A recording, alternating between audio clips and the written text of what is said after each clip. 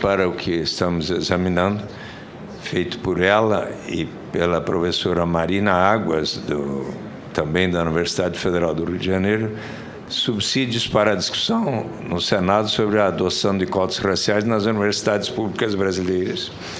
Eu encaminho a Vossa Excelência e gostaria que possa até distribuir aos senadores membros da comissão. Perfeito. Pois, nas suas observações conclusivas, ela observa que, ou ambas observam que, se o objetivo da política é atingir a população negra, a cota racial parece ociosa, isto é, o foco em estudantes pobres atinge preferencialmente os estudantes negros, já que este representa 56,1% do universo de estudantes pobres, o que supera a sua participação percentual na população em torno de 48%.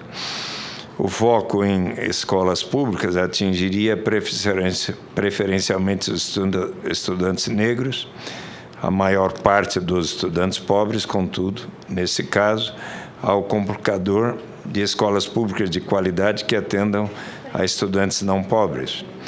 De todo modo, a não adoção de cota racial dentro da cota social evitaria a introdução de iniquidade horizontal, isto é, de discriminação contra os indivíduos com condições socioeconômicas equivalentes e não são negros.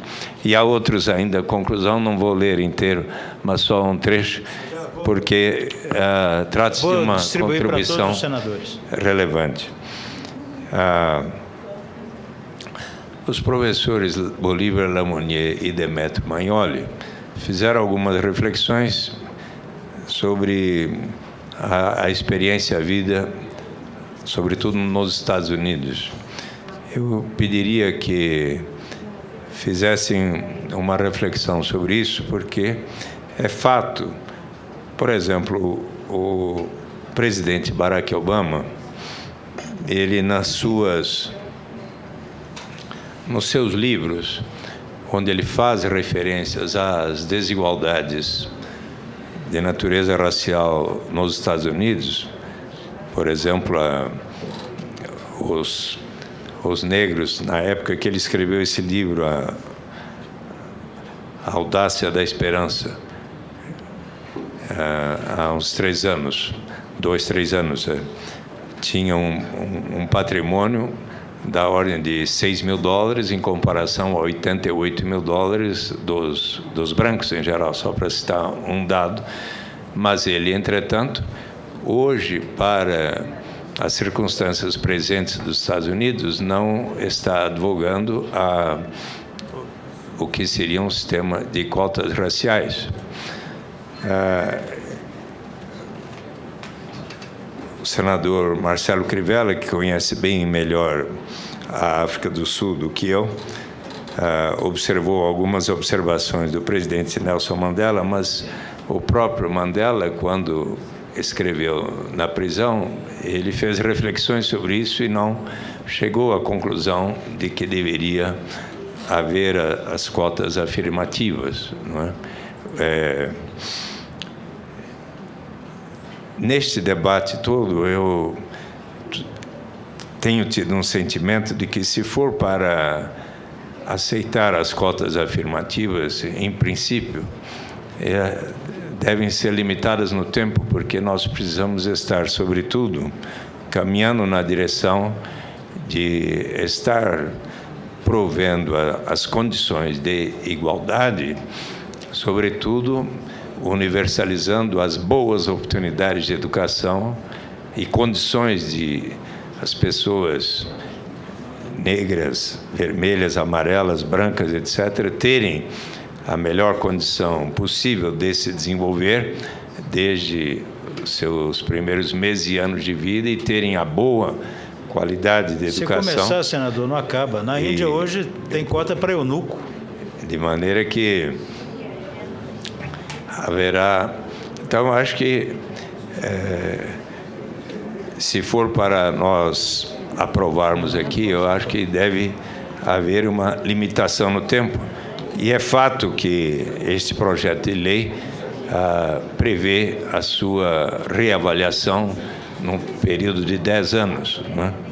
Mas Como nós estamos com premência de outros temas, já se inicia o outro debate sobre a crise econômica, terei que ser breve. Gostaria apenas de, sobretudo, agradecer a contribuição de todos aqui, de todos os senhores e senhoras que fizeram com que nós elevássemos o grau de conhecimento sobre este tema que tem despertado paixões, e alguns dos nossos visitantes aqui hoje se emocionaram, falaram com uma dedicação, um impulso muito forte, souberam nos trazer reflexões muito inteligentes e também com uma forma bonita de se expressar, inclusive na própria forma. Eu vou, senador Crivella, senador Séries, acharam que eu não deveria comentar, mas... A gente estava brincando com você, não precisa exagerar. Não, sabe, senador Demóstenes, quando a senhora Rosane Fernandes Cangani fez as suas observações, eu fiquei pensando por algum tempo, mas será que ela está vestindo uma blusa ou é uma pintura tão bonita, indígena, que ela tem no braço? Porque combina muito bem com a blusa, e eu achei que a exposição dela estava bonita também pelo desenho do seu braço. Então, até nestas coisas foi bonita a sessão de hoje da Comissão de Justiça. Assédio é crime, senador. Eu tenho a convicção de que, na forma como eu falei, de maneira alguma pode significar, senão, um cumprimento amável. Se Vossa Excelência parar por aí, tudo bem. Senador Inácio Arruda. Senhor presidente, senhores senadores, convidados, eu não tive a oportunidade de ver e assistir aqui presente à exposição de todos. Eu cheguei, o Demétrio já estava concluindo e passamos então para outra mesa. Mas eu considero, primeiro, que é oportuno se debater. Eu não estou com a preocupação da velocidade máxima para podermos votar. Vamos ter que votar. Mas é bom o debate. Sem dúvida. Ele vai instruir mais, digamos assim, a nossa relatora e até perder o receio de, caso seja necessário, o projeto voltar à Câmara. Isso não é o problema central. Tá certo? Perfeito. É para isso, inclusive, que existe o Senado da República, entre outras atribuições que ele tem. Primeiro, há um problema social no Brasil, grave.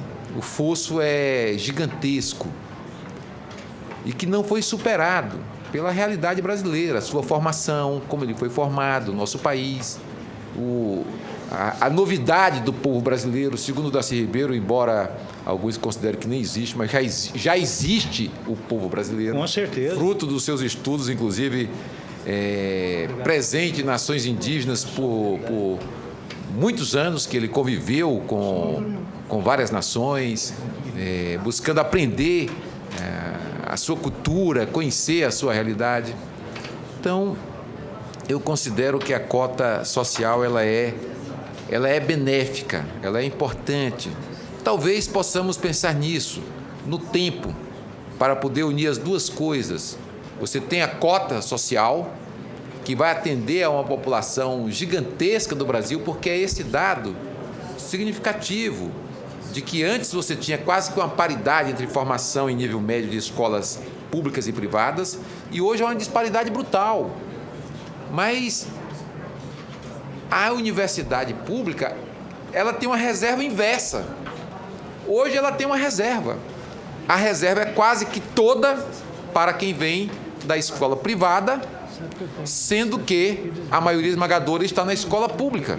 Então você tem uma forma de reserva invertida. Quer dizer, aqueles que podem pagar vão para a universidade pública. E os que não podem pagar são obrigados a irem para a escola particular ou ter a oportunidade num programa excepcional que foi criado agora, que é o ProUni. Criou-se também um segundo programa, esse é dentro da universidade pública, chamado de REUNI, para expandir as vagas, os cursos e o aproveitamento da estrutura da universidade pública, que era quase que uma estrutura só diurna para muitos cursos. Muitos cursos de engenharia, você só podia fazer engenharia se fosse no curso diurno. Você não podia aprender engenharia no curso noturno. Então, você ampliou a universidade pública. Isso já deu problema, isso deu polêmica, isso deu confusão. Teve greve contra o REUNI, teve greve contra o ProUni, teve greve contra o REUNI, já de estudantes das escolas públicas. Por quê? Porque a origem desses estudantes, majoritariamente, esmagadoramente, vem daqueles que podiam pagar e tem a reserva da escola pública de nível superior no Brasil. E contestaram essas políticas afirmativas do ProUni, do REUNI, e, basicamente, a resistência a este projeto também se dá nesses setores. São esses setores que têm a possibilidade de ter a reserva esmagadora que também resistem a ter políticas afirmativas nessa área. Então, acho que, primeiro, o problema social. No problema social, surge um debate muito grande no Brasil a respeito da presença das etnias formadoras do povo brasileiro, o que o Darcy Ribeiro chamava de povos fundadores, né? Porque eles são os que dão origem à nação brasileira e todas as nações da América do Sul. Depois, os povos que contribuíram nesta formação atual da nação brasileira, que são os negros, escravos, que vieram vendidos nas guerras tribais africanas.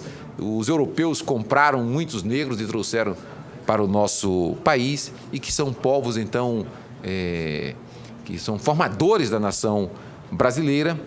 E dentre os pobres, esmagadoramente, do Brasil, que não têm oportunidade, você tem, dentre esses, os negros e também os nativos da nossa terra, que por uma ignorância os brancos portugueses chamaram de índios, mas eram nações que tinham aqui.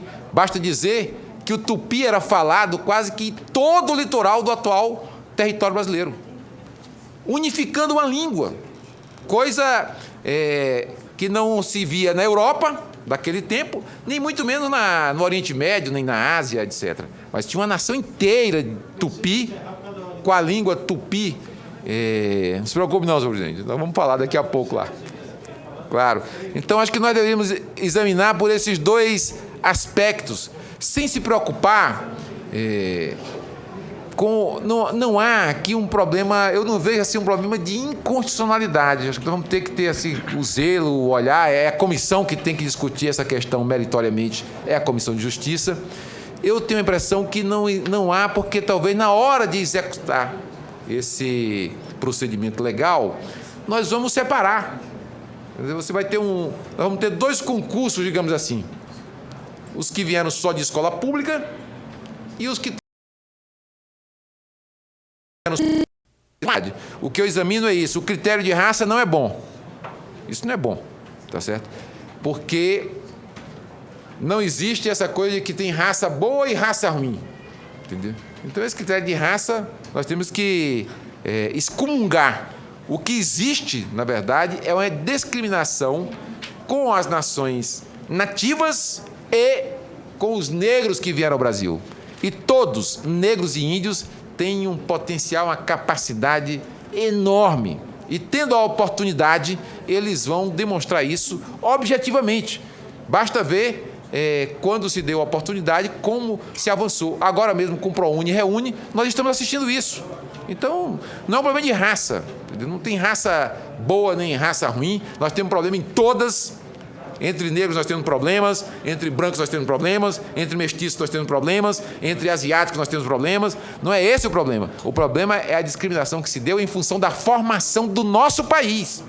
Esse é um problema objetivo. Exato. Nós vamos descartar isso? Não é possível. Então, vamos garantir políticas afirmativas para essas nações que vieram para cá ou as que aqui estavam e que foram brutalmente chacinadas ou exploradas até hoje. Então, acho que esse que é o problema que nós temos que ajudar a resolver no nosso país e o projeto tem esse objetivo. Senadora Seles, infringido o regime Pois ou é, o porque o regimento, tempo vou já lhe acabou, conceder a né? O palavra. tempo acabou, mas sou muito breve. Até porque eu estive praticamente todo o tempo aqui, eu saí por poucos minutos por chamada, eu sou da presidência, sou da mesa diretora, eu tive que ir à reunião, convocada à reunião da mesa. Por isso me afastei um pouco tempo. Mas eu diria, nosso presidente, senhores e senhoras que estiveram nesse momento grandioso, eu diria que esse foi um momento grandioso realmente, senador Demóstenes, que preside a nossa comissão CCJ nesse momento, que é o nosso presidente, que foi um momento grandioso. Ano passado, em dezembro, nós tivemos uma audiência com ainda presidente Marco Maciel, que também foi das melhores, com pessoas extremamente preparadas, e hoje não foi diferente. Quer dizer, eu acredito que subsídios, como relatora, eu já tenho muito e bastante significativos. Nós teremos ainda, eu, do meu ponto de vista, já estava suficientemente esclarecida até para votar hoje. Mas, como existem alguns pedidos ainda da presença do ministro, senhor reitor da Universidade de Pernambuco, os estudantes secundaristas estarão na próxima quarta-feira, se é isso, se eu não estou equivocado, pelo requerimento que está na mesa, estarão presentes numa continuidade de audiência pública, e a única coisa que eu gostaria que acontecesse, se possível, que logo de imediato, ainda na quarta-feira, a gente pudesse votar, se possível, presidente. E para que esse projeto tenha seu andamento. Nós não podemos mais ficar engavetando, segurando, né? Eu fui professora na Universidade Federal de Mato Grosso por 26 anos. Não é brincadeira, não. Tenho 4 filhos e não vou nem explicar, sem tirar nenhuma licença maternidade, presidente. Então, eu trabalhei na Universidade Federal, sei, e a pergunta, sei como essa coisa acontece, ela é muito clara, muito explícita para mim, e a única pergunta que ainda não consigo calar por aqui é porque eu nunca tive colegas, pelo menos à época, né, professores negros na minha Universidade Federal, no meu departamento, e alunos negros também. Eu não consigo me lembrar aqui se chega a uma mão, 26 anos. 26 anos, professora numa universidade federal. Eu estou muito satisfeita com essa audiência pública, pelo alto nível dela e pelos argumentos que aqui foram colocados, que foram da maior grandeza. Obrigada. Em votação, requerimento de audiência pública. Requer a Vossa Excelência, nos termos do inciso 1 do artigo 93 do Regimento Interno do Senado Federal, a realização de audiência pública para instruir o PLC número 180/2008, que dispõe sobre o ingresso nas universidades federais, estaduais, nas instituições federais de ensino técnico de nível médio, da outras providências com os seguintes convidados: Edson Santos de Souza, ministro da Igualdade Racial; Amaro Lins, reitor da Universidade Federal de Pernambuco; José Roberto Pinto de Góes, historiador, professor da Universidade Estadual do Rio de Janeiro; Ismael Cardoso, presidente da União Brasileira dos Estudantes Secundaristas; Simão Schwartzman, ex-presidente do IBGE. Senadores Tasso Gereissati, Antônio Carlos Júnior e Sérgio Lessarenko. Em discussão. Senhores senadores que concordam em votação, senhores senadores que concordam, permaneçam como se encontram. Aprovado. Eu quero, antes de encerrar, agradecer a presença das seguintes autoridades: Bolívar Lamonier, cientista político; Demetrio Magnoli, doutor em Geografia Humana; Euderli Castro de Sá Alves, presidente da ONG Nação Mestiça; Francisco Johnny Rodrigo Silva, presidente do Fórum Afro da Amazônia; Vera Fávero, coordenadora do Movimento Negro Socialista de Santa Catarina; William Douglas, juiz federal que faz parte da coordenação da Educafro; Augusto Werneck, procurador do Estado do Rio e professor da PUC; Daniel Cara, da Campanha Mundial pelo Direito à Educação; Wellington do Carmo Faria, da coordenação do Movimento do Sem Universidade; Rosane Fernandes Caigang, do Fórum da Educação Indígena. E tem um lanche aqui para os senhores senadores e os senhores convidados. Eu agradeço a todos, encerro a presente sessão e convoco outra para o dia regimental. Muito obrigado aos senhores. Pois é, isso aí não. Eu nunca passei por isso. Vou deixar essa papelada para vocês aqui. Deixa para